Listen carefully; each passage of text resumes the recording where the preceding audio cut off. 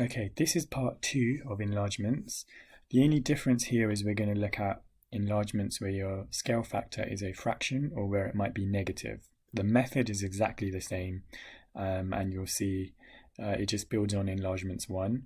So just be aware that if you have a fractional enlargement and the fraction is between 0 and 1, yes, the shape does get smaller, but we still call it an enlargement.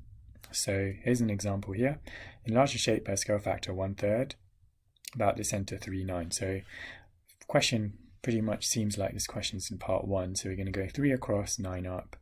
Now this time, we're going to still work out how do we get from our center of enlargement to the vertex of the original shape. Well, in this case, I'm going to pick the top left vertex. So if I go 3 across, 3 up, all I need to do now is, instead of doing it 3 times, if the scale factor, for example, was 3, because the scale factor is 1/3, I need to do it 1/3 of the time. So instead of going 3 across, 3 up, I'm going to go 1 across, 1 up. So 1 across, 1 up. Let me just draw that again. So you got 1 across, 1 up. So that's my first vertex. Now at this point, you again might just be confident enough to just draw the rectangle out, because we know this is going to be the top left corner. This new rectangle is going to be 1/3 of the size. So we can see, well, if this length is 3, well, this length in our new triangle is going to be 1. So it's going to be 1 unit across. And if this length here is 1, 2, 3, 4, 5, 6, well, on our new triangle it's going to be 1/3 of 6. So 6 divided by 3 is going to be 2 units high. So our new triangle is going to look like that. Now if you weren't confident to do that, you could just go a fraction of the length each time. Okay, second example. So again, try this before I show you, just so you can get your practice in. These are the main questions to try. So it says enlarge the shape by a scale factor 1/2, so a half. So we're going to shrink the shape, so it's half the size, about the center 6, 12. So 6 across, 12 up. There's your center of enlargement.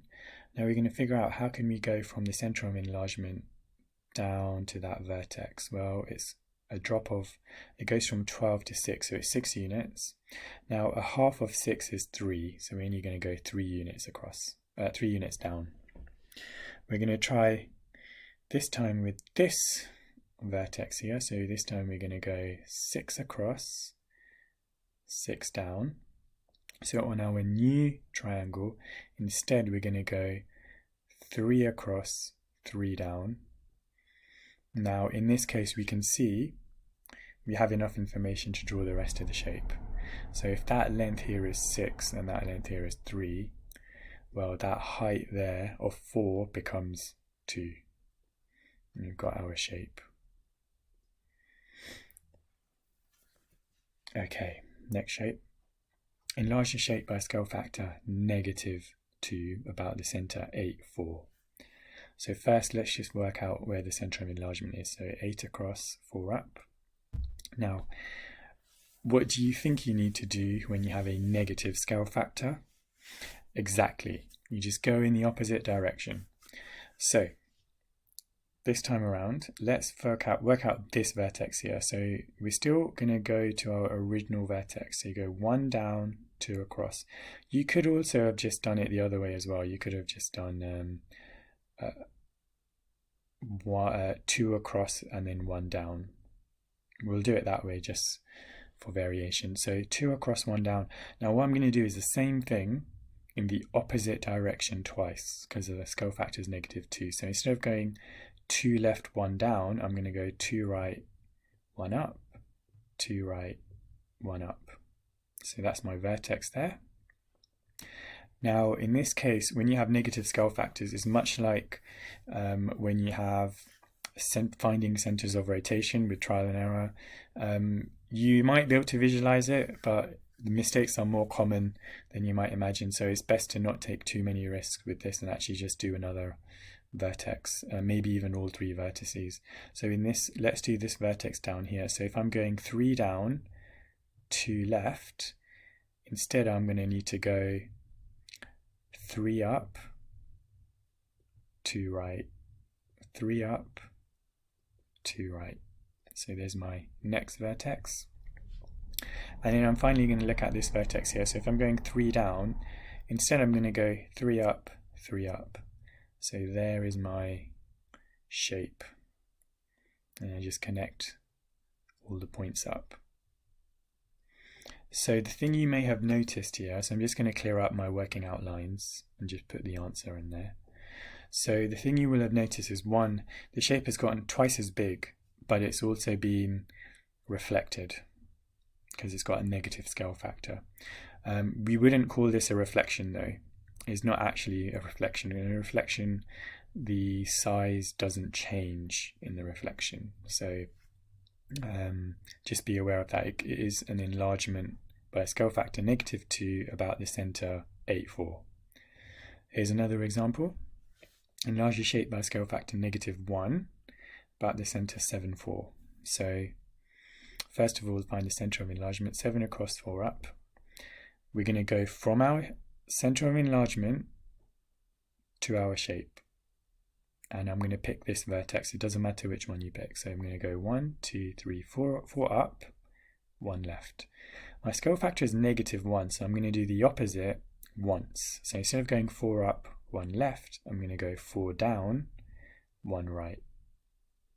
So that's my first vertex. My second vertex, I'll use a green for this one example. So I want to go 2 up, 1 left. So instead I'm going to go 2 down, 1 right. This is my second vertex. Now these 2 points are actually connected together, so I'm going to just draw a line connecting them together. And I'm now going to work on this vertex here. So I'm going to go 3 left, 2 up. That becomes 3 right, 2 down. That's my another vertex. Now these 2 lines are connected as well. Now if you're confident, you might want to draw the rest of the shape. If you're not, you can just do a few more examples, but you can see there's your enlargement by a scale factor -1. So you notice when your scale factor is -1, it doesn't actually get bigger or smaller. It's the same size.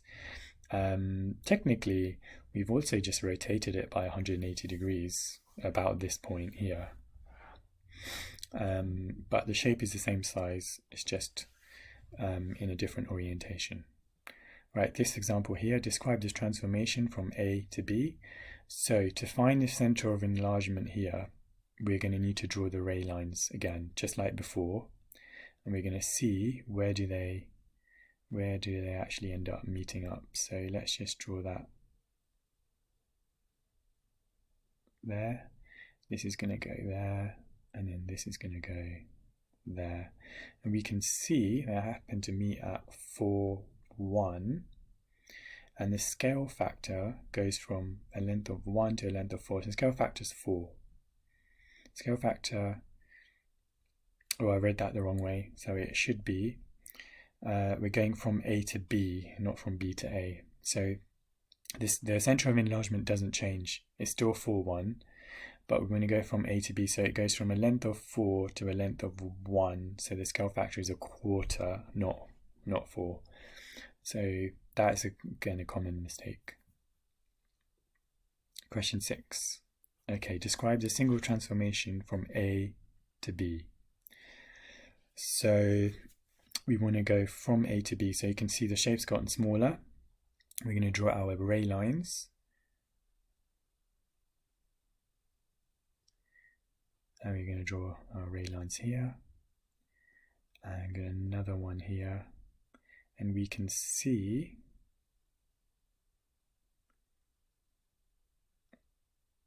that they meet. That's quite badly drawn, so I'm going to try that again.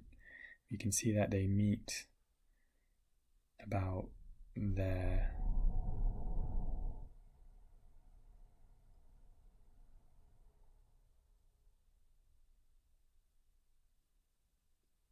Yeah, that's the point there.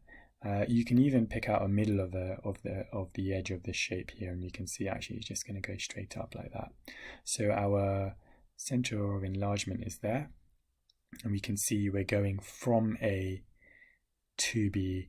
So it goes from a length of 4 to a length of 2, so the scale factor is a half. Centered on the point 47, and you need to state all of these things in the green box to be able to get full marks. Okay, so the next video is going to be a few more practice questions on this topic, but I have covered all that you need to know for enlargement so far. So this is enlargement part 2 examples, and then we've got a enlargement part 2 bit of practice optional on the next video. I'll see you in that video if you're watching it. Otherwise we'll continue transformations